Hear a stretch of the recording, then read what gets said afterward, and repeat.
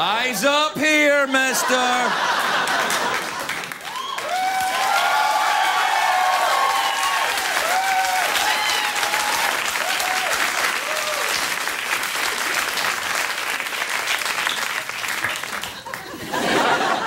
I'm very excited. You know why? Why, Craig? I'll tell you why, gay imaginary sidekick.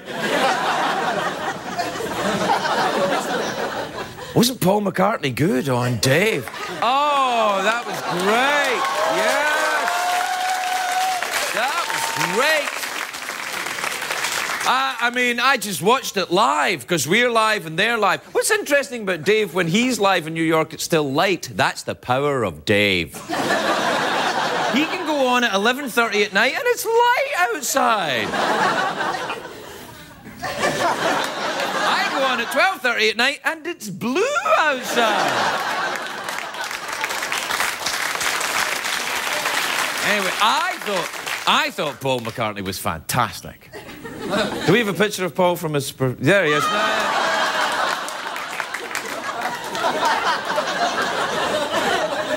Do you know the worst thing? We've been doing that for years. You know the reason we keep doing this, by the way? It was once about... In the first year of the show, this show got a terrible review from the Los Angeles Times newspaper. A newspaper is a thing that they used to have before blogs. And they gave the show a terrible review, and it said...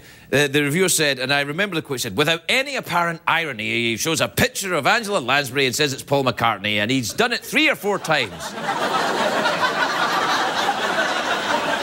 So for the next 4 years, I showed it once a week. For 4 years. Some weeks it was every night. I'm still here. Where are you, Los Angeles Times?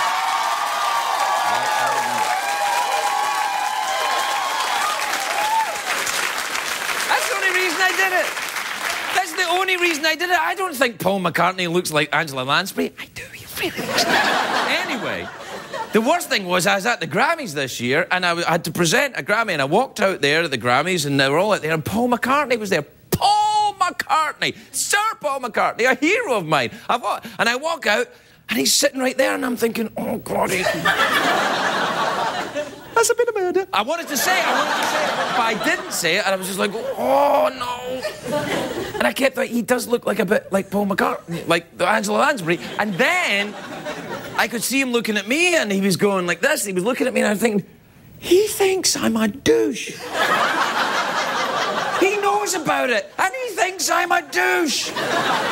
Paul McCartney, a Beatle, hates me. But it was worth it to get to the Los Angeles Times.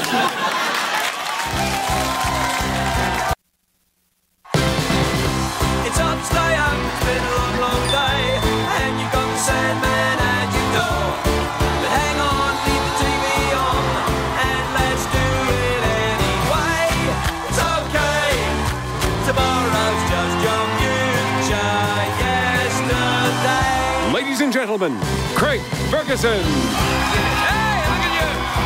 Look at him. Everybody welcome to California. Welcome to the Late Late Show. I am your host, TV's Craig Ferguson. Please stop now. All right, now. Please. All right, thank you. Thank you, that's enough. Really, honestly, that's enough. Thank you. I think it was enough when I spotted the lady in the front row going... I'm like, well, what are you doing? That's too much. Now it's looking phony to me.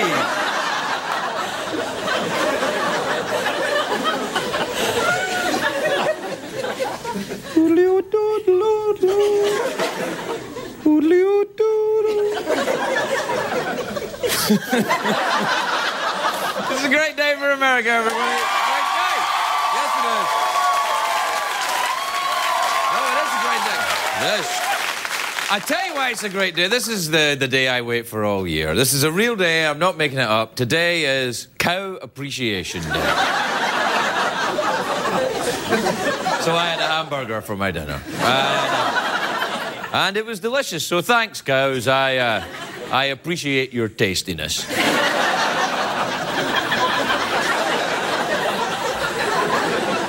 Do you know that Ukraine has banned the movie Bruno? What? Yeah. I'm my own gay sidekick. What? I'm telling you. No, they've banned the movie Bruno. They say it's full of nudity and gay sex, but there's some things in it they don't like. And Oprah Winfrey has again topped the list of the Forbes most influential women in the media. Second place, Ryan Seacrest. Now, it's a late night joke. You gotta throw one every now and again. Oh, yeah. Do we have any music for that? Bing, boom. Yeah. What? Yeah. Do you know what I'm very excited about this weekend? Yeah, you bet. Cow Appreciation Weekend? No! This weekend is the 10th anniversary of SpongeBob SquarePants. Hooray! Yes! I love that little yellow guy. Now, I actually appear on SpongeBob's big anniversary special. I'm really in it. I don't know when it's on, but I'm really in it. I really am. I play a character called Sponge Craig Wet Pants or something. I've seen SpongeBob SquarePants out at the Hollywood parties. He's a mess. It's gone to his head, he gets wasted, he lets other people use him to clean up spilled drinks. And he's not as absorbent as he used to be. You know, eventually he'll be eclipsed by a younger, hotter Sponge. I don't know who that is. ShamWow Bike Pants or something. ShamWow Bike Pants! If you don't know SpongeBob SquarePants, it's about a little guy who wears square pants. He's a sponge. He lives in a pineapple under the sea. He has a pet snail who meows. It all makes sense if you're...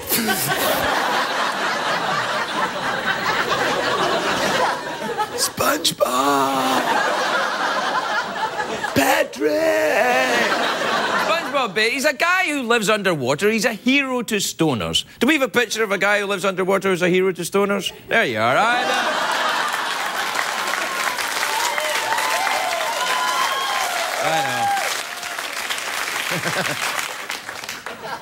That wasn't SpongeBob.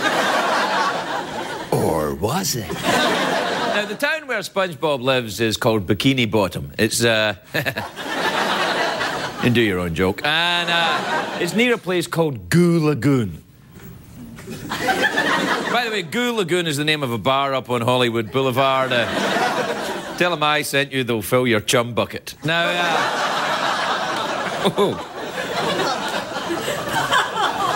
that was a bit rude even for me, wasn't it? Anyway, there's also a squirrel on SpongeBob called Sandy Cheeks. I get that sometimes when I've been to the beach. Anyway, Sandy Cheeks is the squirrel who lives in a dome made of underwear and wears a helmet. See, this is where they lose me. I can't keep going with this. But President Obama recently said that SpongeBob was his favourite cartoon. He loves to watch that silly little guy run around and say crazy stuff and annoy everyone. It reminds him of Joe Biden. But SpongeBob's success has opened up things for weird cartoons. Now you get the Squidbillies, that's very weird, the Aqua Teen Hunger Force. I don't even know what that's about. And I have taken a lot of drugs, mister. And I'm watching the Aqua Teen, I'm like, nope, that's... Then there's another popular show called The Angry Beavers, which is very unrealistic. Beavers are very cheerful in the wild.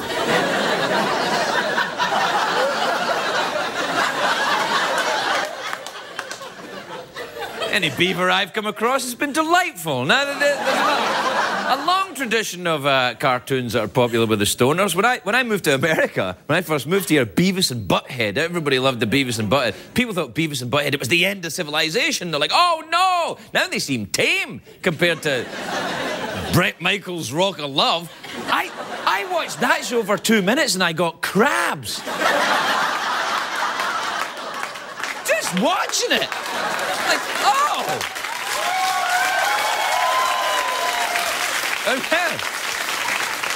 I remember once on Beavis and Butthead, though, they were watching a video of Scottish... You know, they watched videos and then they would also go, that sucks. And everything sucked, and it was like, oh, that sucks. That sucks. They were watching a video of a Scottish band. I think it was probably the Proclaimers, because I can't think of another one. You know the one that, I would walk 500 miles away. They're from Scotland. And anyway, they, and Beavis and Butthead, they said, Scotland. Scotland, isn't that the place where everything sucks? And I have never heard it described so accurately before. Anyway. I'm only kidding. There's another show that's popular with the stoners, Scooby-Doo. I used to love Scooby-Doo. I used to run home every week. I would run. It was the most exciting part of my week. I was younger then, of course. I was about 38, I think, when I was running home to see Scooby-Doo. You know when Scooby-Doo was ruined, though? When they introduced Scrappy-Doo. You know Scrappy-Doo? Yeah, every time I've seen people about Scrappy-Doo, they all go, what you did there, they all go,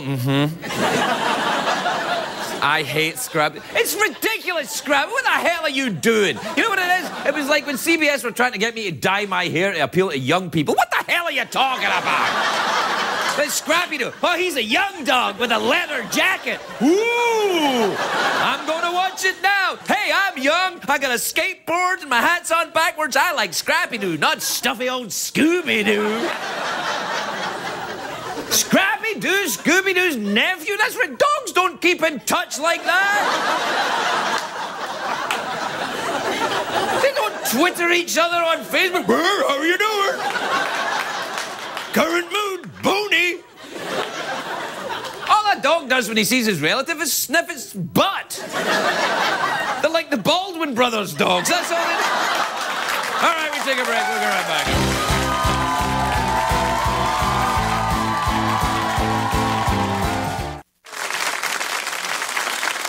If your life leaves you with questions, seek advice from under the sea. Dear Aquaman,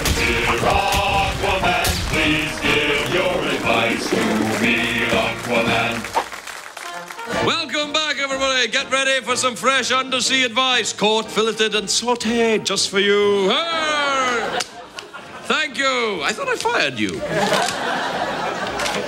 This letter reads, Dear Aquaman, is it true that some people eat blowfish testicles? Yes, it's true. And I'm fine with that, as long as those are the only ocean-going testicles being eaten.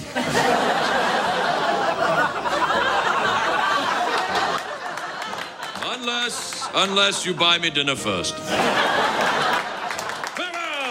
Please give your advice to me, Aquaman.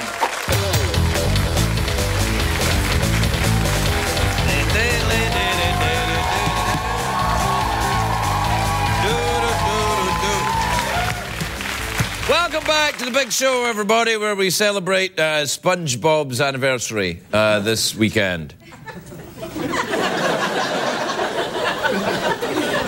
All over the country, people will be watching television with herbal cigarettes. Because that never happens every other weekend. Do you know why the cartoon characters I get interested in? Oh, do you ever think your phone's vibrating and you're not even got your phone in your pocket? That just happened to me right there. I went, oh, damn, my phone's vibrating and I'm on TV. And then I thought, well, wait a minute, I don't have my phone. It's... Parts of my body are just buzzing.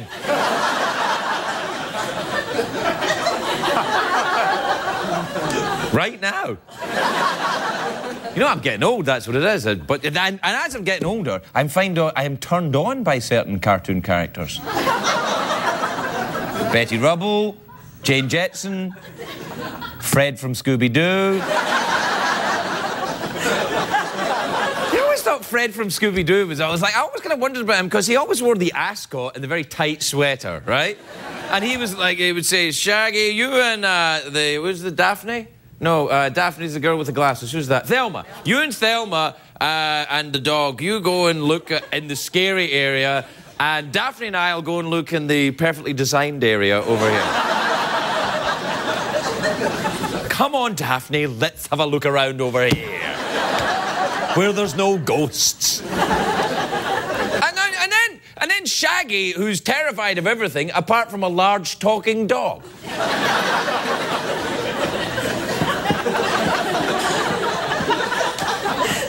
I wish I had a talking dog. I'd sit him right there and get him to agree with me. Be a sidekick. Could be my sidekick, a talking dog. He'd be, whoa, you're the man, Craig.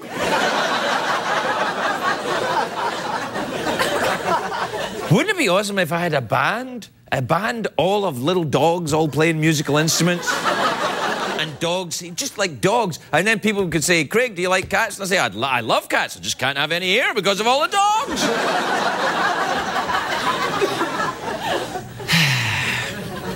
I can dream. Do you know what I'm trying to introduce to the late night? Is a new concept. It's called the awkward pause. It's a kind of a real moment between me and you, the audience, where we have, you know, when you're getting to know someone and there's that kind of awkward pause?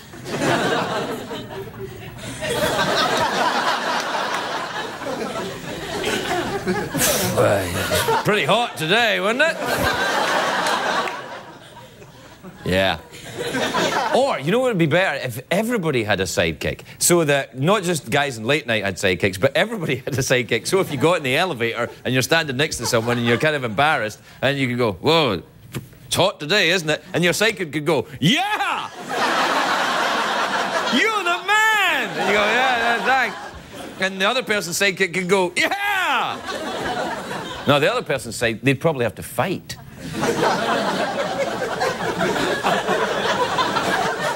This is really going nowhere, is it? However, my collar seems to be on the move, which is good. Yeah.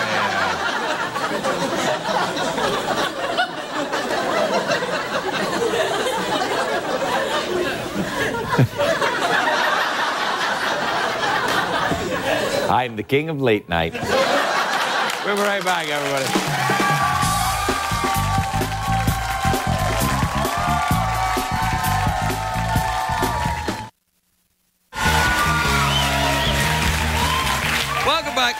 My first guest tonight is a beautiful and talented actress. Is a good friend of the show and of mine. I've met her once. In show business, that means we've been married for 10 years. She's a very nice woman. Please welcome the lovely Rosie Perez, everybody. Rosie Perez.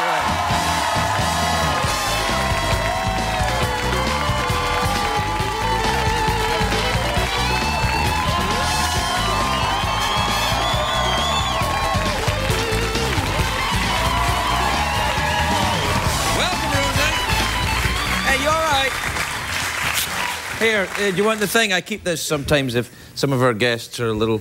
There you go. There you go. I keep this in case Tom Cruise is ever on. Is that better? Yes, that's better. All right. How are you, my dear? I'm fantastic. You are. Look at you. You look lovely. You look like you're like a big, delicious, sexy salad.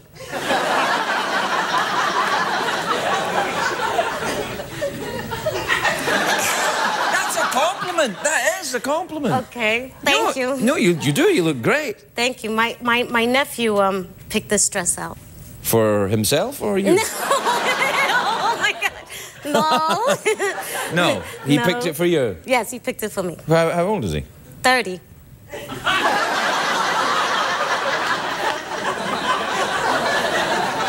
He did a good job, though. He did. Yeah. Is he a dress picker-outer professionally? No, we're just very close. That didn't sound right, but... It sounded okay. Okay. You can be close to your nephew and he can pick out clothes for you. You're right. Maybe. No, it doesn't sound right. No, it sounds awful. He's gonna kill me now. No, he won't kill you. What's his name? Eddie. Eddie? Eddie. What a charming name. Yes, yes. Hi, Eddie. Feed the dogs and walk them. All right. What's a dog?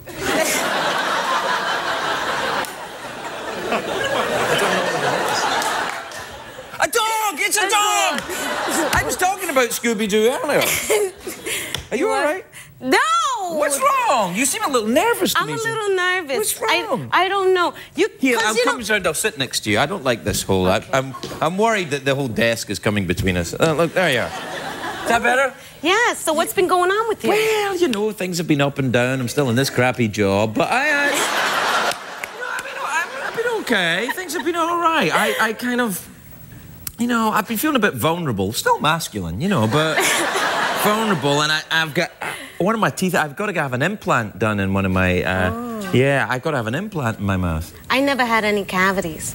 Never once in your life? Never. Do you eat candy ever? All You're not going to get a round of applause. They're not dentists.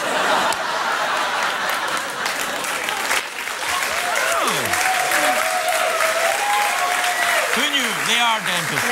Oh, guess what? What? I found out that you're... I found out that, like, cougars love you. Cougars love me? Yeah. Of a certain age. Cougars of a certain age? Yeah. How did you find that out then? Have you been... do you have a... Is there a club for them or something? No, my friend Billy told me. Your friend Billy? Yeah. Boy or girl, Billy? Boy. Well, sometimes Billy can be a girl's name. Billy the Kid was a girl. No, Billy the Kid wasn't a girl, but that's the exception that proves the rule. Yeah. Yeah. Go back to your desk. No, I like it here. No. I like it here. Don't you? Does it make you nervous? Do you feel we're outside the envelope now? We're breaking the... No, Yes. it's cool. It's Hey, you know cool. what I wanted to ask you about, actually? What? I'll put that cushion over, right? Let me just put it over here. Yeah, that's good. Can you see it? It's actually on the camera, look.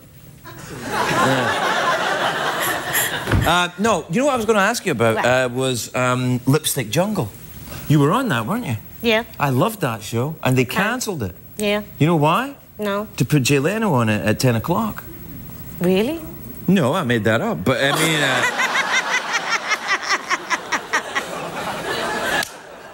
I like that show. You worked with Brooke Shields in that show, right? I work with Brooke Shields. Yeah. She and I go way back. You know, I used to use her a lot. So For what? For what? To get like really nice hotel rooms, and you know, I did. It's true. It's true. True story. How do you use Brooke Shields to get a good hotel room? Because I'll do it. Well, we were doing this horrible movie for another network. But don't ask me what it is because it's not important because it was really bad. But anyway, so we were doing this movie together, right? And what was the movie? It's not important. All right. Then. Okay, so we were doing this movie and we were up in Canada and they put us in this crappy hotel, right? I know the movie. I nearly did that movie. Was it Bob the Butler? No. Oh, okay. It wasn't the movie I thought it was. No. Then. So, all right. okay. I thought it was Star Wars. So imagine me in Star Wars. Yeah. But anyway, Actually, I have done. I'm not proud of it, but I like to be honest. So I was, you know, scouting the territory and looking for a better hotel. And I went into this one hotel, and the hotel owner happened to be there. And he said, "Oh, Rosie Perez, what are you doing?" I said, "Oh, I'm doing this movie with Brooke Shields." "Oh, I love Brooke Shields." I go, "Do you?" So I lied to Brooke, and I said, "This guy wants to meet you," because I told him, I said, "Brooke wants to stay at this hotel." And he was like, "No, you're kidding." I said, "No, she said this was her favorite hotel in Canada." And I said, "But you know, it's a money issue because the movie." He goes, "No, we'll give you the hotels for free." So I went back to Brooke and I told her a different lie. And I told Brooke that his children wanted to meet her because they were big fans. So Brooke, because she's so charitable, she's very she's nice, so sweet, and yeah. And so hence I brought her over there. I pimped her out, and we had 2 free suites, and it was great. That's fantastic. Yeah. So that's why I did Lipstick Jungle. Because I felt like I owed her one. So, yeah. Anyway. Yeah. Oh, my God. What's wrong? No, it's just, I don't know, because I watch a show all the time, right? Do you? I do. And like, you're so weird. And everything. He is, right? He's really weird.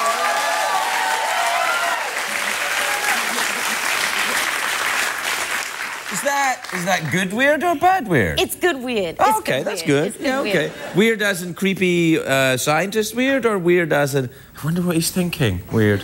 No, not wonder what he's thinking. Yeah, weird. I didn't But think so. weird like goofball, a little sexy, but not too much. You know, make funny faces. You know, that kind of weird.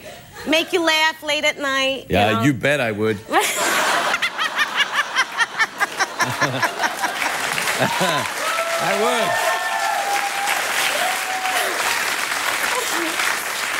Yeah. So, Brooklyn, So, eh? yeah. Yes, I love Brooklyn. I'm still there.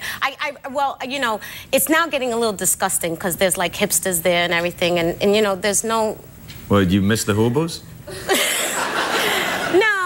No, it's not that. It's just I know that what you mean. The yuppies come in, they ruin The everything. yuppie comes in, and then you're like, there's old lattes everywhere. Yeah, and everyone's, yeah. everyone's on their.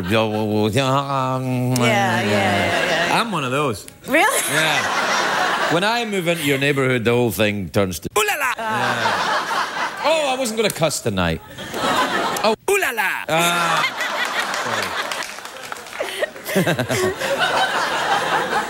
Yeah. So how did you get out of here then? Did you drive from Brooklyn? Yes, all the way. Really? Yes, I did. No, I took a plane.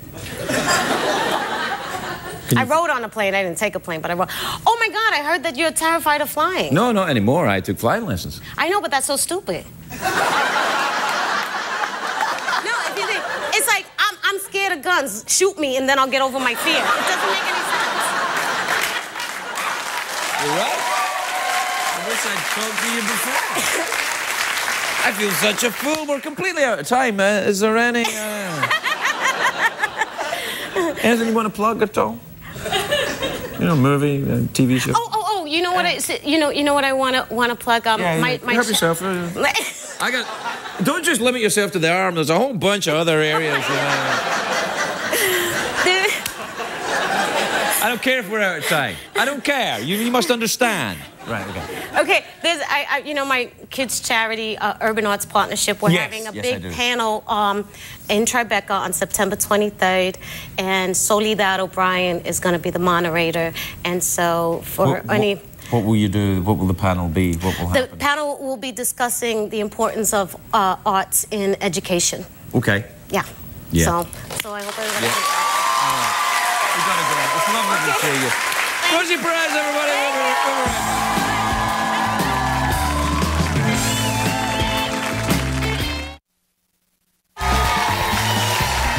Welcome back. Listen. Except before do you think Rosie looked a little nervous when she was here? I was like, she's a little nervous, and she was like shaking a little bit, I think. And I felt bad for her because I really like her. I thought she's a little nervous, and that's why I went round and sat next to her. But her dress was a bit low cut, and so I was trying to be a gentleman, so I'm like talking to her like that. But she's nervous and she's shaking a little bit, and because she's shaking a little bit, things are kind of moving a little bit. And I'm kind of like going, whoa.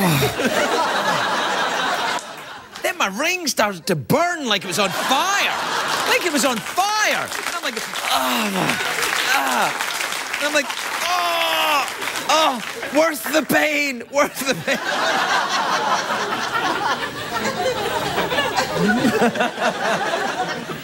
Anyway, my next guest is a NASA astronaut. He's just completed his second space flight in May. Take a look at this.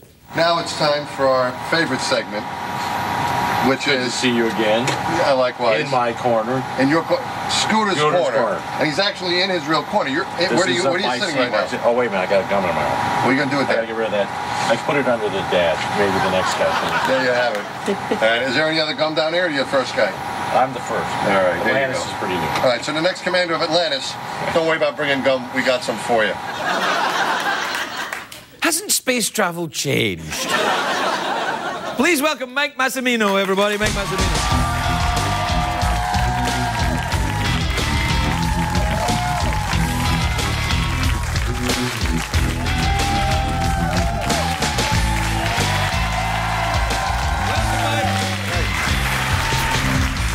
Welcome, Mike. Thank you for being here. there, Mike, and thank you for wearing your flying suit, which is fantastic. Well, I appreciate. You know, the thing is, I was asking my son about. I was coming on the show, and he's 14. I was like, "What do you think I should wear? Should I wear my flight suit?" And he said, "No, don't wear that thing." I go, "Why is that?" He goes, "It makes you look like an idiot."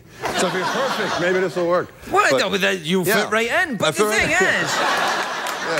It doesn't make you look cool in a flight suit. You look. I mean, it would help to have a space shuttle with you, because then it would look, Yeah, but we couldn't fit it. Well, you're not going to fit it in here. No. And it's busy right now. It's up in space, so. It's up there right now? Yeah, we just had a launch today. Do you ever get crazy to go back up? Like when you look at the sky every day, you go, I can't stand being stuck on this planet, and you have to get... Only when I need to do stuff like mow the lawn. Right. You come home and all of a sudden, shingles are falling off the roof. Yeah. And the pool's dirty and the kids are screaming, and you're like, I wish I was back in space where everything was simple. But, see, when you take take off, off, it's good to be back. It's when really you take off in the shuttle, right? Do you control it? Like, do you all the power and set all the things and do you fly the thing up? And now you're scaring me. No, I didn't. No, I didn't. We have it's generally an automatic sequence that takes you up there. Right. But we have a pilot and a commander and 2 astronauts who were on the flight deck.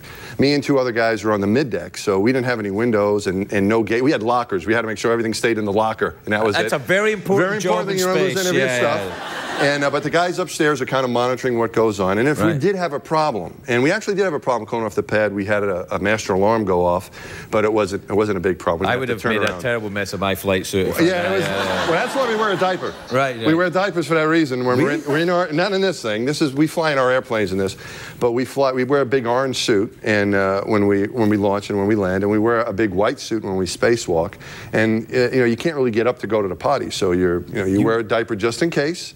You need to do that, but we go the first thing you do before. Where would I get me one of those? You don't want one of those.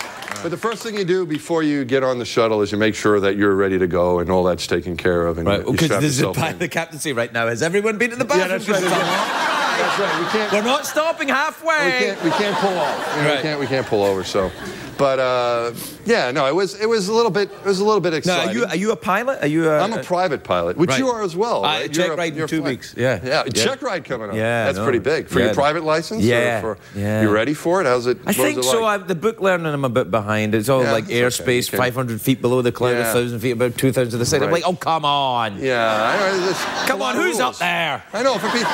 There's a lot of rules. You got somebody to talk to. When you're in an airplane, you got some people you can ask questions to, and that's the way spaceflight is too. It's an open book test. If you have a question, you can ask the question during the test. Right? You can ask a question during the space flight. It's an open book test. So, if you have a problem, they're going to tell you. They're not going to keep the answer from you. Not like in school. Right, in school they went, no, we're not going to tell you the answer. You got to figure it out. Yeah, that's bad in an airplane. In an airplane, they're going to tell. So just think of it that way. If you're up there and you're not sure where your altitude is, you ask the guy. Yeah, that's right. I don't know where I am. Right. And you say, well, you better find out, or we're going to be in trouble.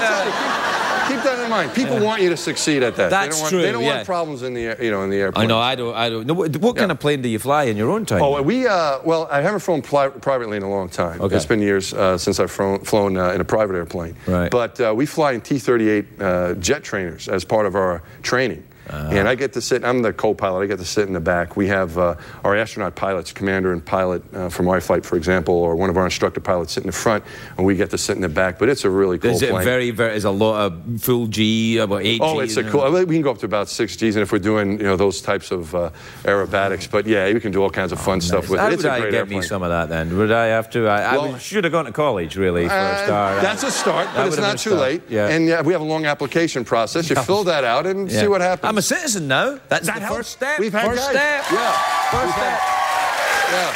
That's actually why I became an American was partially, well, in fact, really to do with NASA, because I watched the moon landing when I was a kid. You must be about the same age as me, were you? Yeah, I'm 46. I'm 47. We're coming up on the 40th anniversary of the moon landing. Yeah, we're coming up on the launch in a couple days, and then the landing was July the 20th. So, and it's going to be 40 years. Did you ever meet Neil Armstrong? I did. Yes, it was really cool. My first week as an astronaut, 13 years ago. That must be cool when you say they go, well, there's your astronaut card and your blue suit. Off you go. They should have. There's your diaper. Good luck.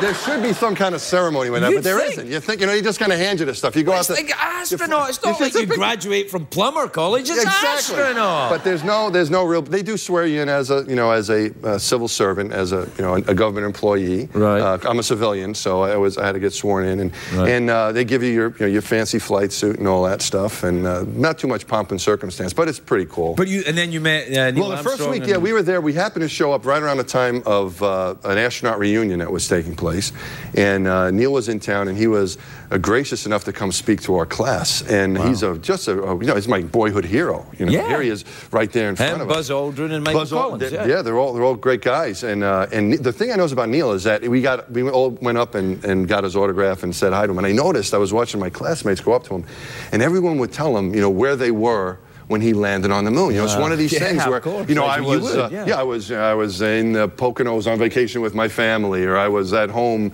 watching on the TV set, or wherever you were, they were telling him this. And I'm watching everyone going up, and I said to him, let me ask you something, does this happen to you every day? And he says, yeah. He says, people, it's such a great event that people want to share that with him, and they tell him it must drive him nuts, but he's a very nice guy. Actually, going to the moon must make you a little loopy anyway. I would think. We haven't gone there in a while. The moon. I mean, look at the thing at night and oh my God. Yeah, it's incredible. Yeah. Yeah, when we go with the shuttle, we go we were up at 350 miles up when we were in the shuttle. And the space station where the guys and gals are going today is 250 miles up. And the moon was 250,000 miles away. So we're going less than 1/10 of 1% the distance of the moon. So it was really, you think about that, it was quite an accomplishment. How long were you up there?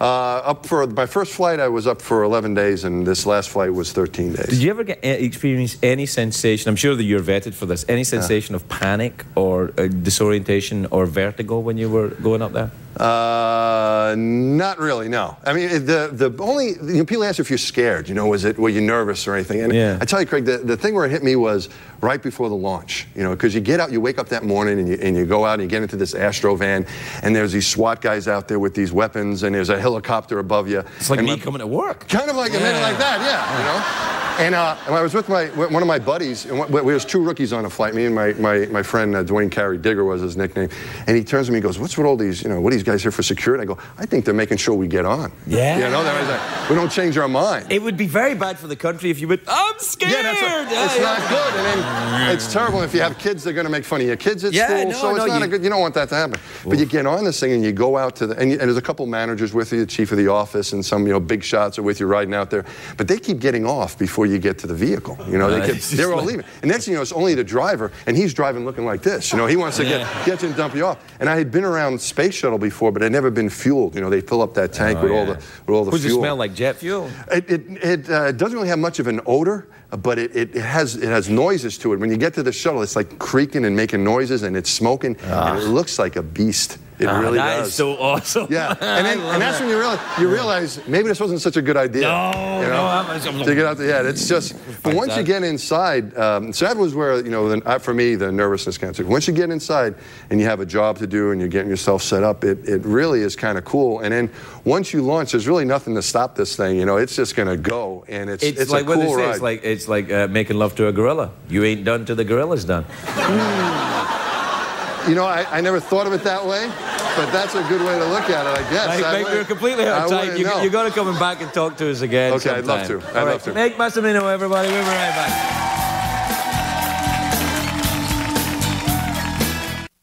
What did we learn on the show tonight, Craig?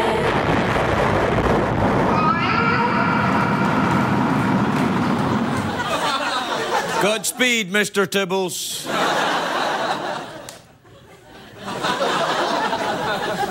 I feel like such a big show business pansy all of a sudden. You talk to an astronaut and then suddenly I'm sitting here going, ooh, remind you of anyone? He's been to space. I've been to Reno. Not against Reno, but it ain't the moon. Actually, it kind of is a little bit. No, it's fine. Why did I get myself into such trouble? I'll have the Reno Board of Tourism after me, and you don't want that. Enjoy Reno this summer, everybody. We gotta go. Good night. Good night.